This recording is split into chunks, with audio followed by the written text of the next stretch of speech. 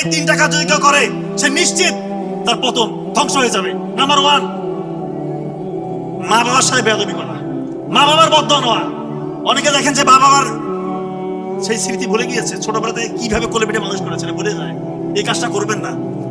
রাসূলুল্লাহ সাল্লাল্লাহু আলাইহি ওয়াসাল্লামের সময় ইয়েমেনের এক যুবক, নাম তার ওয়াইস আল কুরনি, ওনার খুব ইচ্ছা রাসূলুল্লাহ সাল্লাল্লাহু আলাইহি ওয়াসাল্লাম একবার দেখবেন, সুযোগ পেয়েছিলেন, কিন্তু বাসায় বৃদ্ধ মা, অন্ধ মা, অসুস্থ মা বলতেছে, বাবা তুমি যদি চলে যাও আমার কি হবে?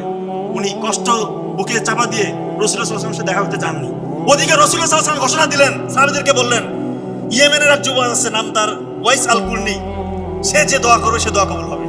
চিন্তা করেন, মা বাবার খেদমত করে কেউ কখনো ছোট হবে না, আল্লাহ তাআলা তাকে বহু গুণে বাড়িয়ে দেবে। হ্যাঁ, এক্ষেত্রে অনেকে আবার মা বাবার খেদমত করতে গিয়ে, স্পেশালি মায়ের খেদমত করতে গিয়ে অনেকে আবার নিজের স্ত্রীর সাথে স্ত্রীর হক আদায় করেন। এটা যেন না হয়, ইনজাস্টিস করবেন না।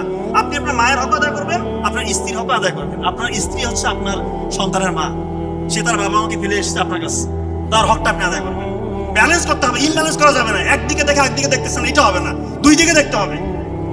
নাম্বার 2, অহংকার করলে পতন সুনিশ্চিত। পবিত্র কোরআনে দেখবেন সূরা নাজিয়াত 79 নম্বর সূরা 18-19 নম্বর আয়াতে আল্লাহ তাআলা মুসা আলাইহিস সালামকে বলতেছে, তুমি আবার রাসূল হয়ে ফেরাউনের দরবারে যাও, গিয়ে তাকে বলো যে তুমি কি অহংকার ত্যাগ করে